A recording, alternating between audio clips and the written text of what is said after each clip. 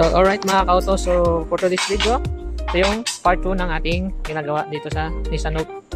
So, ito yung throttle body. Yung part 2 natin sa throttle body. So, dumating na yung parts mga kauto. Ito na yung parts. So, unbox natin siya mga kauto. So, natanggal ko na yung, yung tape. So, unbox natin yung bagong dating na throttle body. Alright. So, ito yung throttle body mga kauto. Unbox. So, ito. So, parehas siya. Alright. So, parehas yung bago. Ito yung bago mga kauto. Ang laki ng clearance bali. So, kapit natin ito. Tanggalin natin yung luma. Alright, mga kauto. See you. Alright, tanggalin natin mga kauto.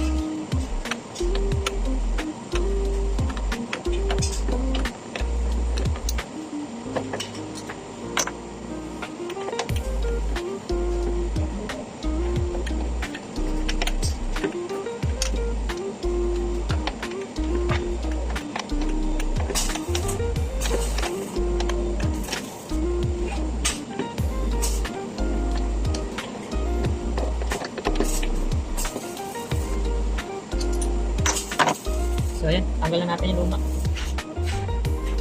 So, bakit namin papalitan itong mga auto? Kasi, sila kasi may pumalo kasi nito. Bakit? Water. Water what? Wet.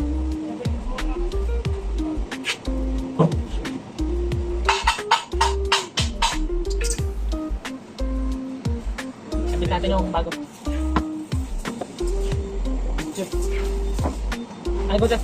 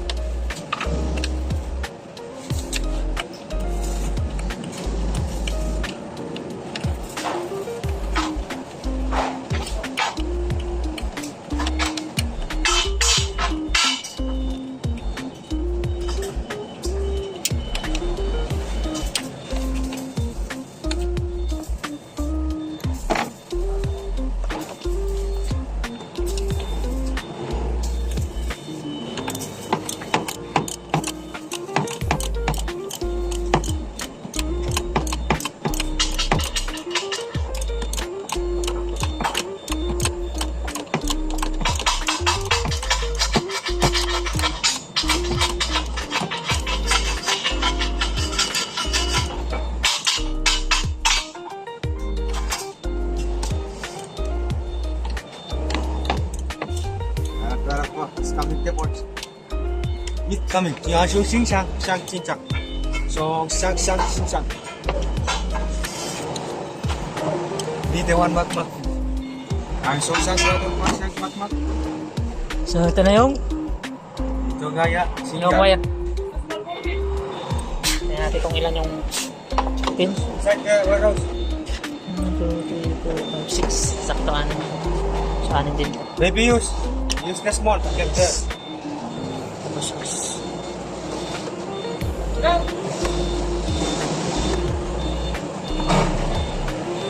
Harriet.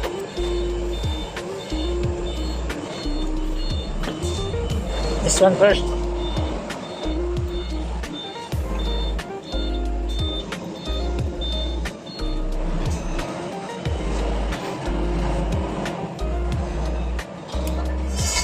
Lion.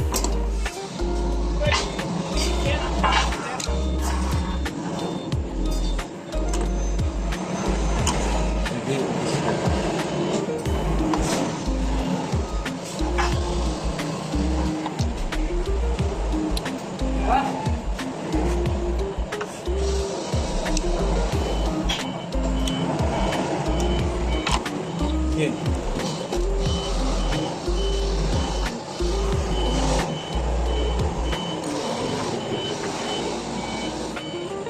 So, ayun mga kauto, nakabit na natin. Yung luma.